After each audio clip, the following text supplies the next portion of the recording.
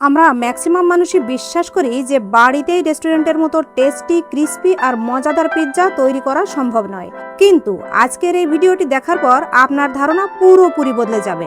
আজকে আমি পিৎজার ডো থেকে শুরু করে শেষ অবধি সবকিছুই বাড়িতে তৈরি করেছি। আর শেষে পিৎজাটা এত সুন্দর, এত টেস্টি হয়েছিল যে বাড়ির বাচ্চারা আরও খেতে চাচ্ছিল। তো চলুন দেখাই আপনাদের কিভাবে আপনারা বাড়িতেই রেস্টুরেন্টের মতো টেস্টি পিৎজা তৈরি করতে পারবেন। প্রথমে আমরা একটি পাত্রে আমাদের পরিমাণ মতো ময়দা নিয়ে নেব। আমরা ময়দা পরিমাণ মতোই নিয়েছি, তবে পাত্রের অর্ধেকের একটু বেশি নিয়েছি। দেখতে পাচ্ছেন আমার হাজব্যান্ড ময়দা ঢালছে। আসলে আমরা আমাদের ফ্যামিলির সবাই একসাথে মিলেমিশে একে অপরকে সাহায্য করে পিৎজাটি তৈরি করেছি।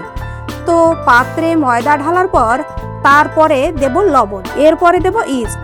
ইস্ট কিন্তু পিৎজা তৈরিতে খুবই গুরুত্বপূর্ণ, কারণ ইস্টের কারণে আসলে পিৎজার ডোটা ফুলবে। এরপরে দেব একটু গুঁড়ো দুধ আর এরপরে দেব একটু চিনি। প্রথমে ময়দার মধ্যে এই 4টি উপকরণ দেওয়ার পর ভালোভাবে মিশিয়ে নেব। আচ্ছা, এরপরে আমি 1 চামচ ঘি দিয়ে দেব। ঘিটা অপশনাল, তবে ঘি না দিয়ে তেল ব্যবহার করা যেতে পারে।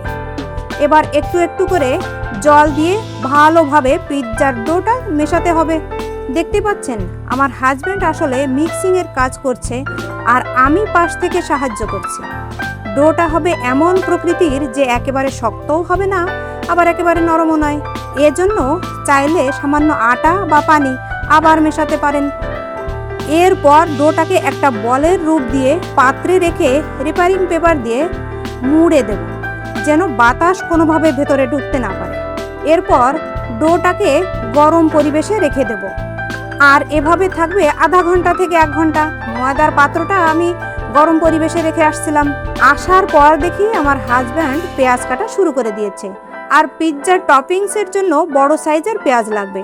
তো প্রথমে আমার হাজব্যান্ড আমরা নর্মালি যেভাবে পেঁয়াজ কাটি কুচি কুচি করে সেভাবেই কাটছিল, কিন্তু আমি তাকে বলি এভাবে না করে বড় বড় করে রাখতে। পিৎজার টপিংসের জন্য এভাবে বড় করে পেঁয়াজ কাটতে হবে। আমাদের পেঁয়াজ কাটা শেষ। এরপর আমাদের প্রয়োজন হবে ক্যাপসিকাম। আমাদের কাছে মোট 3 কালারের ক্যাপসিকাম ছিল। আমরা 3টি ক্যাপসিকাম থেকে অর্ধেক করে কেটে নিয়েছি। কমলা, সবুজ আর হলুদ 3 রঙের ক্যাপসিকাম কাটার পর আমরা সেগুলোকে একটা পাত্রে মেশাই। আর আমি আগে থেকেই মাংস কুচি কুচি করে কেটে রেখেছিলাম। তো মাংস প্রথমে গ্যাসে একটু সিদ্ধ করে নেব, একেবারে বেশি না, তবে সামান্য একটু সিদ্ধ করে নেব, কারণ সিদ্ধ করলে আসলে মাংসগুলো কাটা সহজ হবে। এরপর মাংসগুলো ছোট ছোট করে কাটবো। আমাদের মাংস কাটাও শেষ।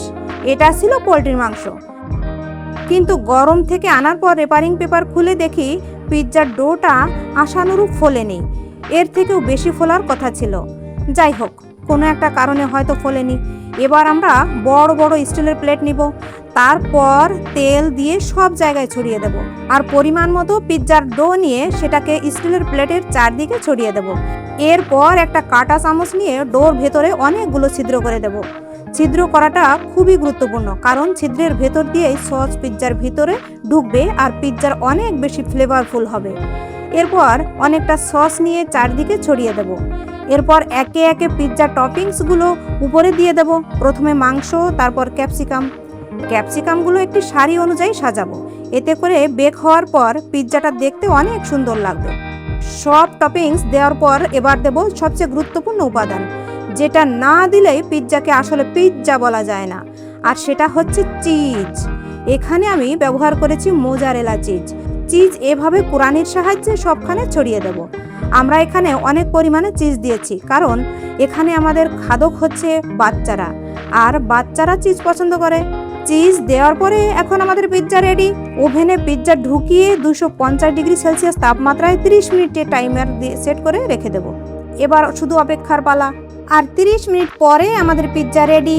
এখন ওভেন থেকে শুধু বের করতে হবে। বের করার সময় সাবধানতা অবলম্বন করবেন। আর দেখতে পাচ্ছেন পিৎজাটা দেখতে কত সুন্দর লাগছে, চিজটা কত সুন্দর মেল্ট হয়েছে। এখন পিৎজাটা স্লাইস করতে হবে। আর যেহেতু আমরা লোক সংখ্যায় অনেক, আমরা পিৎজার অনেক বেশি স্লাইস করেছি। আর সত্যি বলতে পিৎজার টেস্ট ছিল অসাধারণ। ছোট থেকে বড়, বিশেষ করে ছোটরা অনেক বেশি পছন্দ করেছে। আমি অনেস্টলি বলছি পিৎজাটা আসলেই খুব সুন্দর হয়েছিল। বাচ্চারা বলছিল রেস্টুরেন্টের থেকেও কোনো দিক দিয়ে কম যায় না। সব থেকে বড় কথা, এটা হোমমেড এবং হাইজিন মেনটেন করে তৈরি করা হয়েছে। তো আজকের এই ভিডিওটি যদি ভালো লাগে আপনাদের বলবো একটা লাইক দিতে, আর পরবর্তীতে কি বানানো যায় সেটা অবশ্যই বলবেন, এবং চাইলে চ্যানেলটি সাবস্ক্রাইব করতে পারেন। ধন্যবাদ ভিডিওটি শেষ পর্যন্ত দেখার জন্য।